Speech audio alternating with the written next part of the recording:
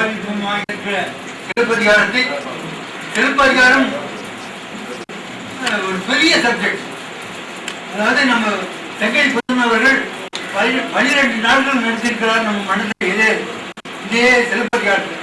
இதை ஒரு 2 மணி நேரத்தில் நண்பர் ராமமூர்த்தி அவர்கள் சுருக்கமாக, அதனால தான் அதில் சிரிப்பு எதுவும் வரல. சிரிப்பு வராதே இந்த 1.5 மணி நேரம் நம்ம அழைச்சிட்டு போயிட்டார். கடைசியா சொன்ன பொன்மொழிகள் ரொம்ப சிறப்பா இருந்தது. அதாவது மக்கள் அன்பா இருக்கணும், நலமா இருக்கணும், மற்றவங்க மேல குறை சொல்லக்கூடாது, எல்லாம் பழைய விதி என்று சொல்லி முடிச்சுட்டாரு நம்ம இளங்கோவடிகள். அதுபோல நம்ம முன்னால செய்த பாவங்கள் பழிகள் விதிகள் எல்லாம் நம்ம பிறப்பிலே இருக்கிறதால தான் மெய்யறிஞர்கள் மெய் ஞானியர்கள் சொல்றாங்க. அது ஒரு அளவுல நம்மளால தடுக்க முடியல. அதனால்தான் இந்த மாதிரி ஒரு இயற்கை சீற்றங்கள்லாம் வரும்போது நம்மளாம் நல்லதான் செய்யறோம். ஆனா இயற்கை சீற்றங்கள் எதுக்கு வருதுன்னா நம்ம முன்னால் செய்த ஏதோ பழி பாவம் அதுல நம்ம இயற்கைக்கு விரோதமா போறோமோன்னு தெரியல. ஆனா இதெல்லாம் உணர்ந்துதான் இளங்கோவடிகள் முதல்லயே சொல்லிட்டார், ஊழ்வனை உறுத்தும். அதுபோல நம்ம முடிஞ்ச வரைக்கும் நல்லது செய்து மற்றவங்களுக்கு துன்பம் கொடுக்காத, துன்பம் படுகிறவங்களுக்கு நல்லது செய்து நம்ம வாழ்ந்தோம்னா நம்ம கொஞ்சம் ரொம்ப நிம்மதியா இருக்கிறோம். இந்த மாதிரி இலக்கிய சொற்பொழிவுலாம் நான் தவறான நினைச்சுக்காதீங்க. இந்த மாதிரி கருத்துக்கள்லாம் நம்ம ஆழ்ந்து ஆழ்ந்து சிந்திச்சா தான் நமக்கு ஒரு தெளிவு வரும். நம்ம போயிட்டு மற்றவங்க கதையை, ஹரிச்சந்திரன் கதை, சந்திரமணி கதை, நலன் கதை, அந்த கதை, கோவலன் கதை, கண்ணகி கதையெல்லாம் கேட்க கேட்க மற்றவங்க கதையா இருக்கும். இதே நேரத்தில் நம்ம கதையும் நம்ம ஆராய்ச்சி பண்ணணும். நம்ம குடும்பத்துடைய கதையிலையும் ஆராய்ச்சி பண்ணி அதை நம்ம தெளிவு பண்ணோம்னா நமக்கு வழி கொஞ்சம் நல்லா இருக்கும். அதுதான் நாங்கள் இலக்கிய கலை அன்றதை நாங்கள் எதிர்பார்க்கிறோம். மற்ற கதைகள்லாம் ராமாயணம் மகாபாரதமெல்லாம் ரொம்ப ஈஸி, எல்லாரும் பரம்பரையா நம்ம கேட்டு தான் வரும். அதனால இந்த மாதிரி இலக்கிய கலை இலக்கியத்தில் போட்டு இந்த மாதிரி ஒரு நல்ல கருத்துக்களை சொல்றதுக்காக பேரறிஞர்கள்லாம் கூப்பிட்டு எங்கள் மாதத்துக்கு ஒரு இந்த மாதிரி இலக்கிய கூட்டத்தை நடத்துகிறோம். முடிஞ்ச வரைக்கும் உங்களுக்கு எல்லாம் வந்தீங்கன்னாக்கா நம்ம வாழ்க்கையில ஒரு நெல் வழியை செப்பனிட்ட வழியில நம்ம வாழ்க்கை நடத்தலாம்னு கேட்டு இவ்வளவு நேரம் நமக்கு ஒரு சிறந்த இலக்கியத்தை விரிவாக சொன்னதுக்கு நம்ம ராமமூர்த்தி அவர்களுக்கு ரொம்ப மன்றத்தின் சார்பாக நன்றி சொல்லிட்டு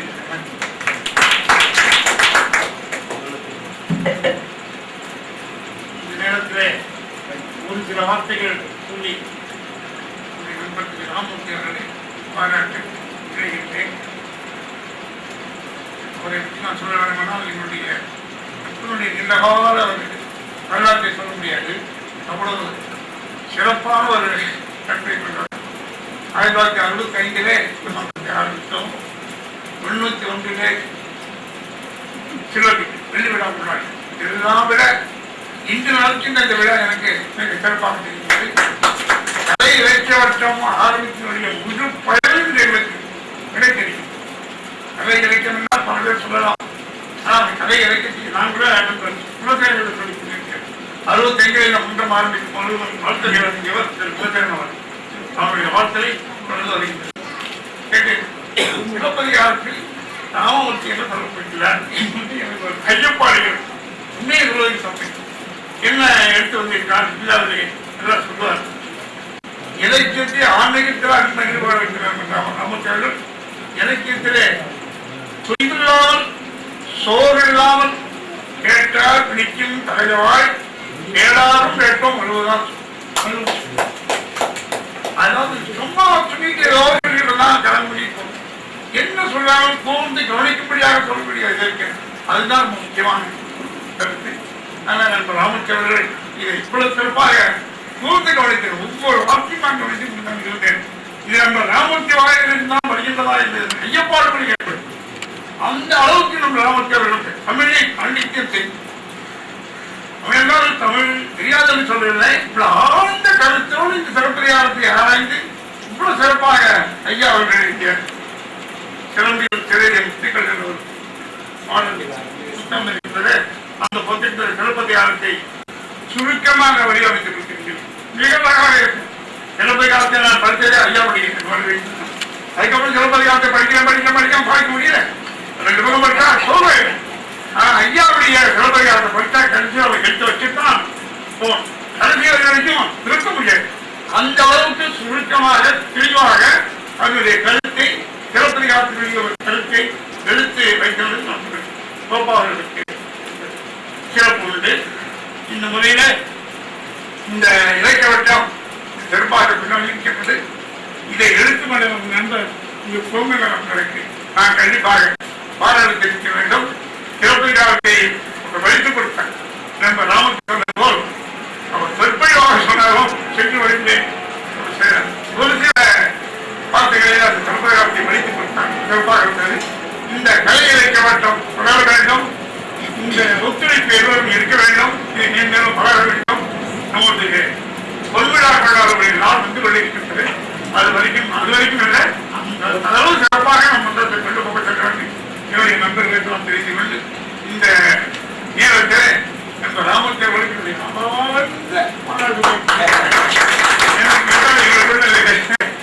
பல விஷயத்தை சொல்ல வேணும். சொல்ல நேரங்களை அவர்களுக்கு தெரிவித்துக் கொண்டு என்னுடைய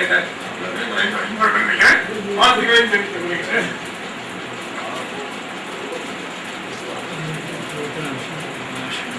யாமறிந்த புறவரிலே கம்பனை போர் வள்ளுவன் போய் இளங்கோவை போய் பூமிதனில் யாங்கனமே கண்டதில்லை என்ற பாரதியின் பாதையிலே நடந்து செல்பவர் சொல்லி சொல்றார் சுராஜி அவர்கள். ஆண்டுதோறும் சிலப்பதிகாரத்திற்காக ஒரு விழாவும், கம்பனுக்காக ஒரு விழாவும், திருக்குறளுக்காக ஒரு விழாவும் செய்து வருகின்ற பெருமகனார் இப்பொழுது அவருடைய சீடராகிய ராமமூர்த்தியை வாழ்த்து இங்கே வருகிறார். சின்னை ராமாயண ராமமூர்த்தி சிலப்பதிகார உபன்யாசம் செய்கிறார் என்பது ஒரு பெரிய செய்தி. வெளிவர வேண்டும். முன்னாடி பேசுவது சொன்னது போல ராமாயணம் மகாபாரதம் இந்த கதைகளை சொல்லிக் கொண்டிருக்கிறோம். கொஞ்சம் மாற்றி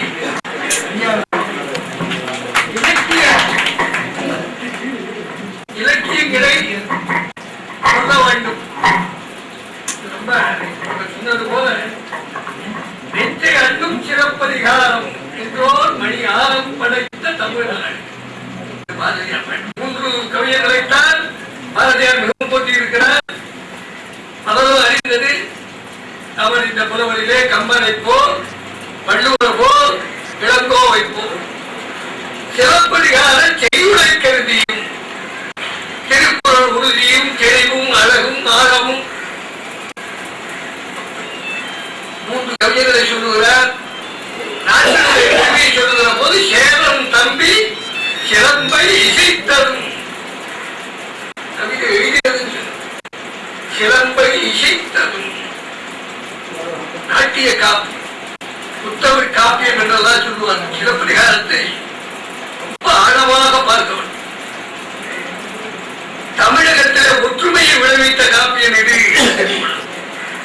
புகாரிலே தொடங்கி மதுரைக்கு வந்து சேர நாட்டிலே நிறைவு பெறுகிற காப்பியம். சிறவி கிடந்த தமிழகத்தை ஒன்றாக நினைத்து பாடிய ஒரு காப்பியம். இந்த கருத்துக்கள் எல்லாம் சிலப்பதிகாரத்திலே இருந்து நாம் தெரிந்து கொள்ள வேண்டும். இந்த சிலப்பதிகாரத்தை எதற்காக எழுதினேன் என்று சொல்லி இருக்கிறார்கள். அதை தினமும் ஒரு முறை நாம் தெரிந்து கொள்ள வேண்டும். அரசியல் பிழைத்தோர்க்கு அறங்கூற்றாவதும் உரைசால் பத்திரிகை உயர்ந்தோர் ஏற்றலும் ஊழ்வினை வந்து உறுத்துமே. அதற்காகத்தான் இதை எழுதினேன் என்றவர் ஒப்புதல் வாக்குமூலம். நினைத்து பாருங்கள். பெண்ணுக்கு உரிமை என்றெல்லாம் பேசுகிறோம். ஒரு பெண் தன்னுடைய கணவனை இழந்த காரணத்திற்காக நேரடியாக ஒரு மாபெரும் மன்னனுடைய சபைக்கு சென்றிருக்கிறார். பல நூற்றாண்டுகளுக்கு முன்பு போய் எவ்வளவு தைரியம். அந்த மன்னனை பார்த்து எடுத்த எழுப்பில தேனா மன்னர் என்று அழைக்க வேண்டும் என்றார். ஆராயாமல் தீர்ப்பு கொடுத்தவனே என்று பேச வேண்டும் என்றால்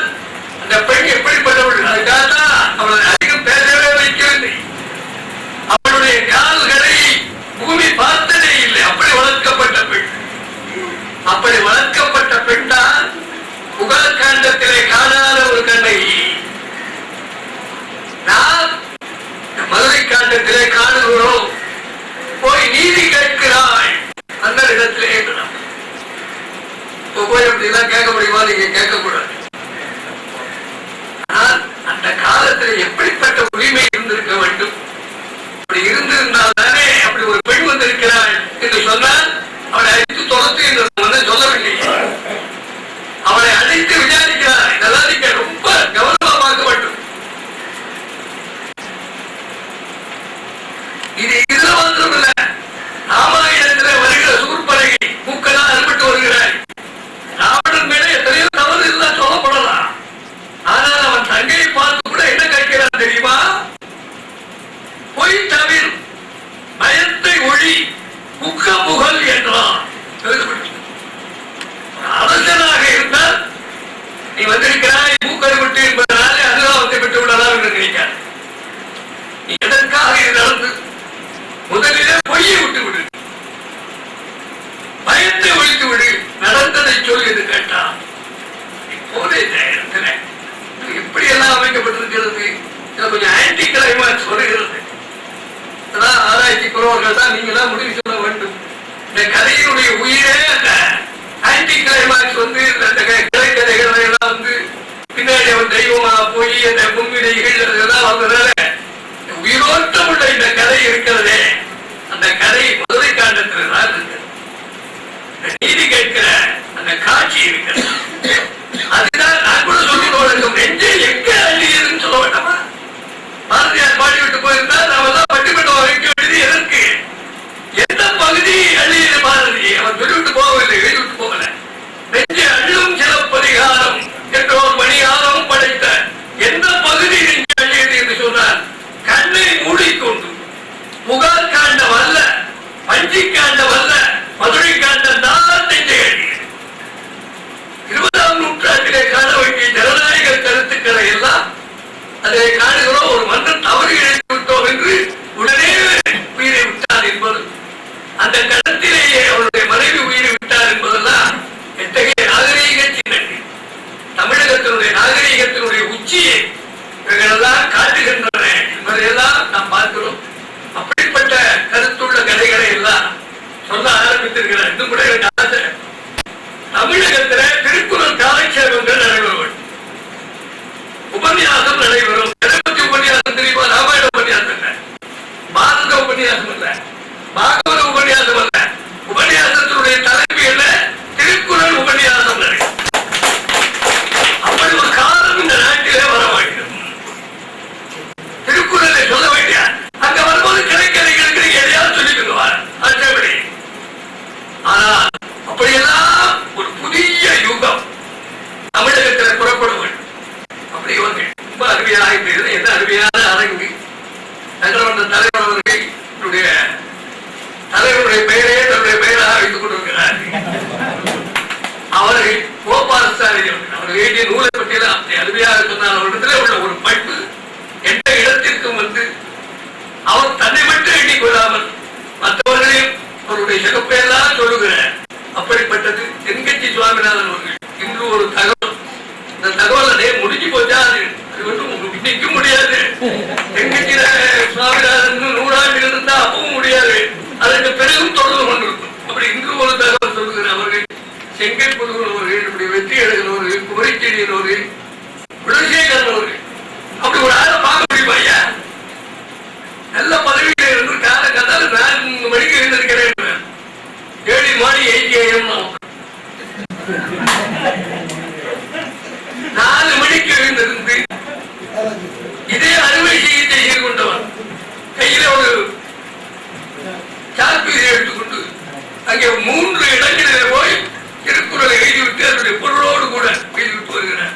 நான் என்ன செய்வது வழக்கம்னா, இந்த 8 AM 7 மணிக்கு எழுந்த உடனே அப்படி அந்த பக்கமாக நான் நடந்து போக ஒரு துணைக்கு எனக்கு வர வேண்டும். ஆகையினால அப்படி துணையோடு போகிற போது மற்றவர்கள் படிக்கிறார்களோ இல்லையோ, நாமாவது படிப்போம். அந்த மகான் அவர் இதை பயன்களாக எழுதிவிட்டு போகிறாரே என்று என்ன எழுதியிருக்கிறார் என்று அங்கே கொஞ்சம் நேரம் நின்று என்ன எழுதியிருக்கிறார், மற்றவர்கள் படிக்கிறார்களா இல்லையா, இது என்னுடைய கடமை செய்ய வேண்டும். அப்படி செய்வோம்.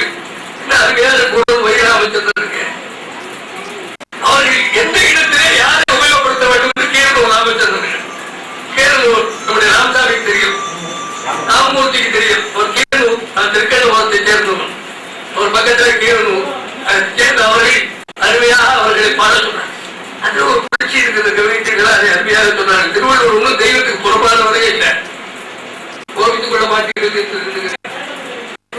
இளங்கோடிகள் என்று பெயர் போடாவிட்டால் அந்த வருகிறது வரிப்பாட்டுகள் வருகிறது பின்னாடி அந்த பட்ட மூலகம் ஈரழியால் முதலிடம்பா வகை முடிய தாவிய சேவடி சேப்ப தம்பியுடும் கலம்போங்கு சோழனும் போர்மடிய தொழிலங்கை கட்டளித்த சேவகன் சீர் கேளாத செவி என்ன செவியே, திருவாரூர் சீர் கேளாத செவி என்ன செவியே. என்னுடைய கற்பது சீதைகள் எம்எஸ் பாடி இருக்கிறார்கள். அந்த பாட்டை நீங்கள் கேட்டு பார்த்தால் அதை பாடியவர் இளங்கோவடிகள் என்று சொல்லுவீர்களா, பெரியாழ்வார் என்று சொல்லுவீர்களா? அப்படி ஒரு எந்த மதத்தை சேர்ந்து சொல்ல முடியாது என்று நான் சொன்னேன். எடுத்த எடுப்பில திங்களை போட்டுடும், அப்புறம் ஞாயிறு போட்டுடும், அதுக்கப்புறம் மாமழை போட்டுடும், அப்புறம் பூம்புகள். புரட்சி இல்லையா? அதிலும் கூட இரவல் மொழி வாங்குவது சந்திரன், அசல் மொழியுடையது சூரியன். அப்படி இருக்கும்போது அவர் ஏன் திங்களை போட்டுடும் இந்த முதலிலே தொடங்கினார்? ஆய்வுக்கு எத்தனை பொருள்களை வைத்து, இயற்கை பொருள்களை வைத்து அப்படியெல்லாம் அற்புதமாக இந்த காப்பியம் செய்யப்பட்டிருக்கிறது. இந்த காப்பியத்தை சொல்லும்போது ஆசைப்படுவோம். அது கூட ஒன்று சொல்ல வேண்டும். பாரதியார் கவிதை வேறு செய்யுள் வேறு என்பது இப்போது செல்லாய்வாளர்களுடைய கருத்து. செய்யுள்ளார் கவிதையிலே சொல்லுவோம், பலவரெல்லாம் கோவித்துக்கொள்ளும். ஆனால் பாரதியார் அந்த கருத்தில் எழுதவில்லை. சிலப்பதிகாரர் செய்யுளை கருதி அவர் ஏன் எழுதினார் என்பதற்கு காரணம் பெரியவர்களெல்லாம் கண்டுபிடித்து சொன்னார். எத்தனையோ இருக்கிற போது சிலப்பதிகாரர் செய்யுளை கருதி, அதுக்காகத்தான் இந்த இலக்கியம். அப்படி முடிவு சேரன் தம்பி சிலம்பை செய்ததும் அது எவ்வளவு பெரிய கருத்து தெரியுமா? அவர் அருமையாக சொன்னார்களே, சோதனை யாராவது இருந்தால் கோவித்துக் கொள்ளப்படாது. சோதிடன் சொன்னது அந்த களத்திலேயே அதை பொய் என்று தாக்கினார்.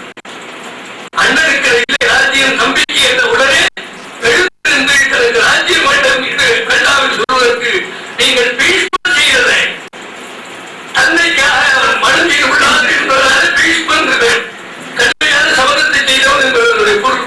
பீஷ்மருக்கு எத்தனை புகழும் பெருமையும் உண்டோ அத்தனை பெருமை இளங்கோவடிகள். அப்படி சொன்னால் சொன்னது மட்டுமல்லாமல் எல்லாவற்றையும் தொடர்ந்தாரே தவிர தமிழை அவர் குறைக்கவில்லை. அதை நாம் தெரிந்து கொள்ள வேண்டாமா? எல்லாவற்றையும் தொடர்ந்தால் தமிழை அவர் துறைக்கவில்லை. அதனால்தான் பாரதி என்று எழுதி காமிச்சார், சேரன் தம்பி. அந்த கதை ஞாபகம் வருதா? நிமித்திகள் வந்ததுதான் ஞாபகம் வருதா? ஆகையினால் தான் பாரதி சோதிடம் தலை எழுதினார். என் பேரை கோவிக்க கூடாது. குழந்தைகளுக்கு சொல்லுங்க, புதிய செய்ய முடியாது. சோதிடம் தலை தள்ளுன்னு கூட சொல்லுற இகழ். பாரதியுடைய வாக்குகள் தான் எனக்கு வேணும். அவன் சொல்லுறதுதான் நான் நடக்கிற பாதை. இளங்கோவடிகளுடைய வரலாறை பார்க்கிற போது சோதிடம் தலை வாழ வைக்க வேண்டுமா, இகழ வேண்டுமா என்பதை நீங்களே முடிவு செய்து கொள்ளுங்கள் என்பதாக சொல்லி இந்த அருமையான அடக்கத்தை ஒரு இலக்கிய கழகமாக நடத்தி ரொம்ப சிறப்பாக நடத்தி வருகிறார்கள். இவருடைய பணிகள் எல்லாம் மேலும் மேலும் சிறந்து விளங்க வேண்டும். ஊழ்வினை வந்து உறுத்தும் சொல்லியிருக்கேன். தெரியும் பல சமயங்கள்ல திருவள்ளுவர் என்றால் ஊழ்வினைக்கு நாம் பயப்பட வேண்டாம் என்று சொன்னாலும் கூட ஊழ்வினையினுடைய காரியங்களை நாம் நினைக்கத்தான் வேண்டி இருக்கிறது. அப்படி இருந்தாலும் அதுவும் இங்கே ஞாபகப்படுத்துகிறார்கள். அன்பர்கள்லாம் நல்லா படித்தவர்கள். சென்ற நீ முகிழாது மூடரே, நீ எப்பொழுதும் சென்னையே சிந்தை செய்து கொன்றைக்கும் கவலை எனும் குளிர் விழுந்து குமையாறு சென்றதனை குறித்தல் வேண்டாம், இன்று புதிதாய் பிறந்தோம் என்று எண்ணவரை திண்ணமுறை இசைத்துக் கொண்டு தின்று விளையாடி இன்புற்று இருந்து வாழ்வி தீமையெல்லாம் அழிந்து போம் திரும்பி வாடா படம்.